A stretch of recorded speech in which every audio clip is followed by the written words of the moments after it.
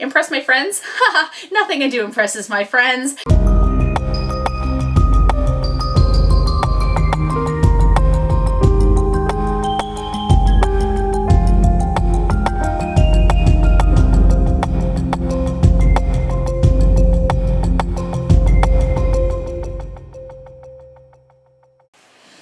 Hello, welcome to Sound and Fury Book Reviews. As usual, I'm Tina. So today I am doing a booktube tag. As usual with tags, I watched this first on the channel Kit's World. I've included the link below to his video because his videos are so much fun. I'm apparently in a literary mood lately, as I did my top 10 classics, video last week, and I'm reading The Fear of Losing Eurydice by Julieta Campos at the moment. It's very interesting. So I decided to do a little literary tag. I've included the link to the original creator that I got from Kit's World. So the prompts. Tolkien once said that cellar door is the most beautiful expression in English, but what do you think is the most beautiful word or phrase in the English language? So this is actually going to be a long response because I started thinking about it and then I couldn't narrow it down, so I've got two. Forgive me if I'm verbose for once in my life. I'm not known for chatting at random about nothing at all. Anyway, so the phrase is on Midden Nurks Nawanga. I took this class on Old English, and part of it was learning how to speak a language. So most people think that Old English is like Shakespeare language, but that's actually still considered modern English. So Old English is really old. It's very old.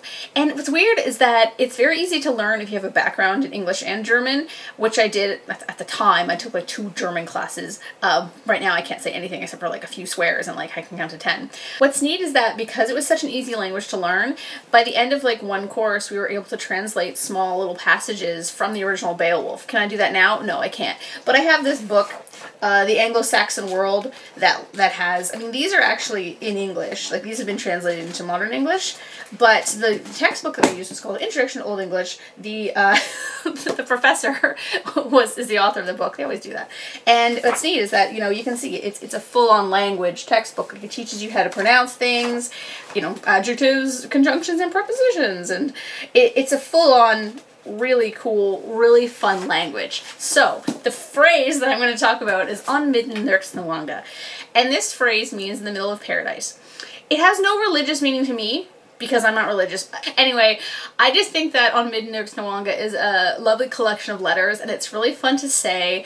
And it does mean something to me in that I wrote this really, really weird, long-ass poem as part of a chapter in a novel I was writing in university. It is since unfinished. Unfortunately, I wish I had finished it because there's no way I could write the next 3 chapters in the same mindset that I had been back when I was 22.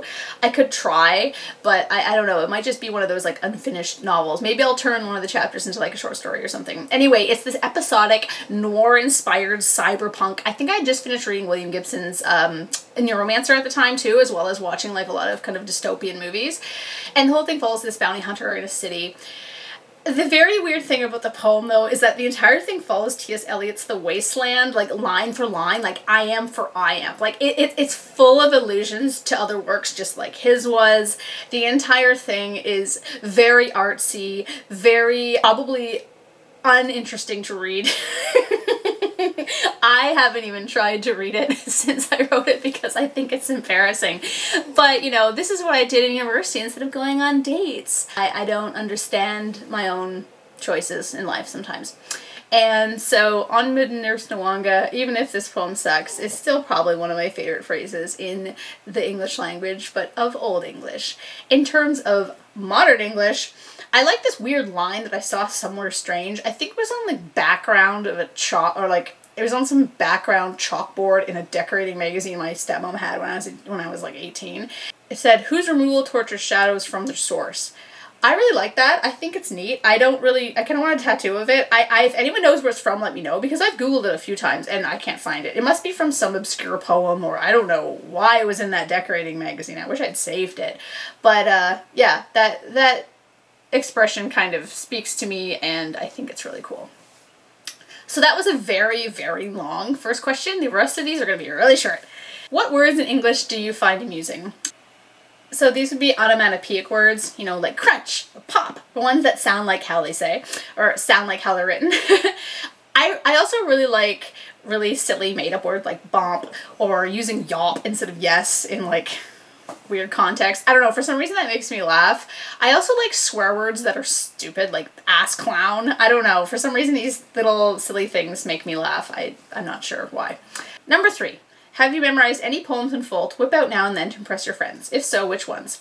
Impress my friends? Haha, nothing I do impresses my friends. That's fine. That's why they're my friends, because they just ignore me, and that's cool. I used to know the entirety of The Raven in my teenage years.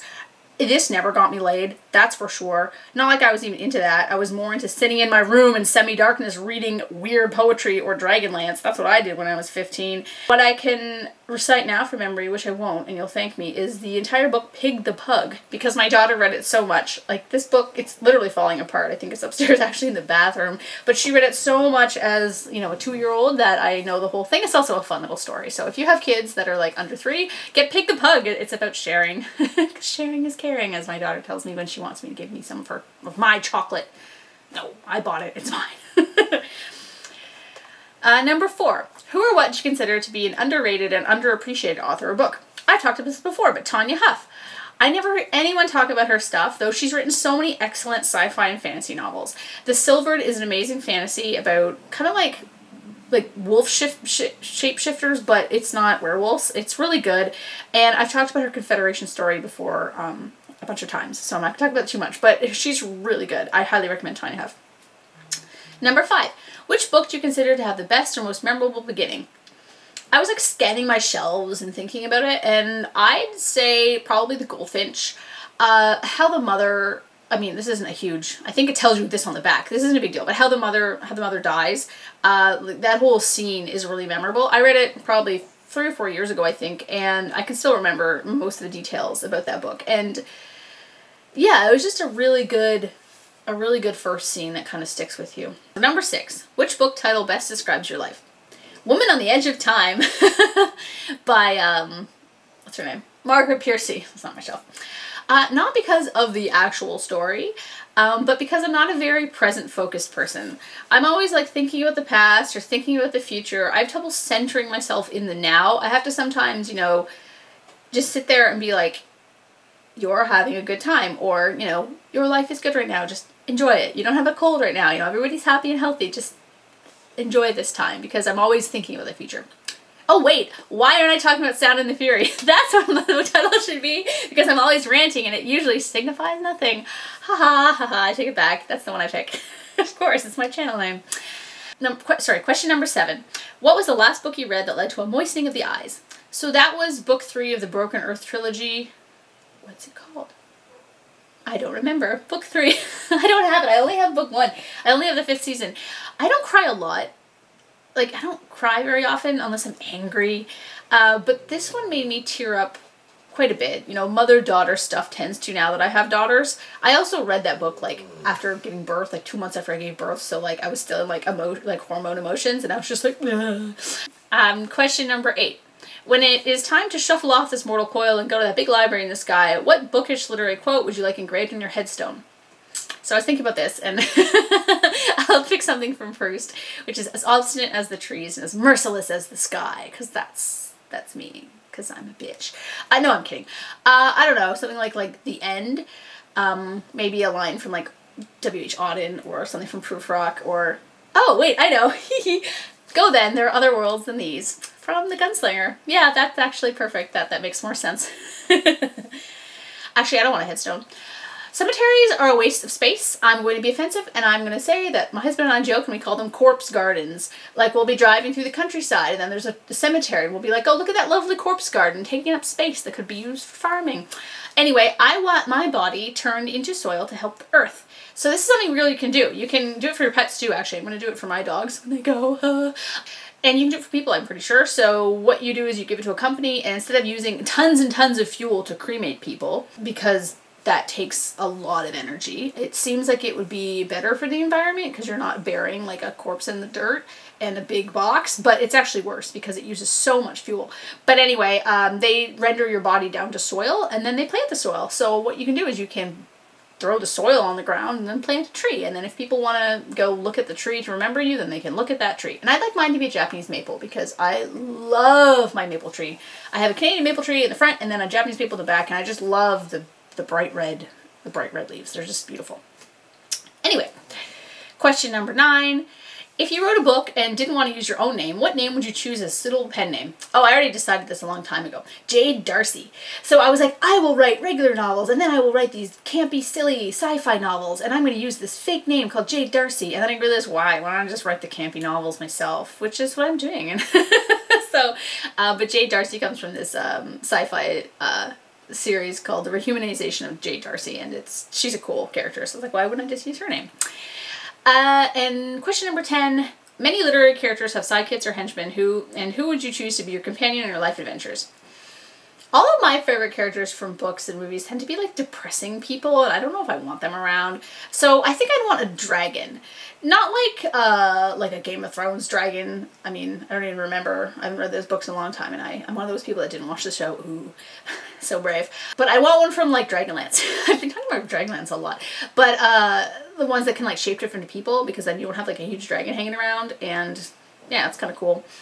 No, actually, I think I'd rather have like a ghost or like a little demon that like does stuff for me. That'd be kind of cool. Like that,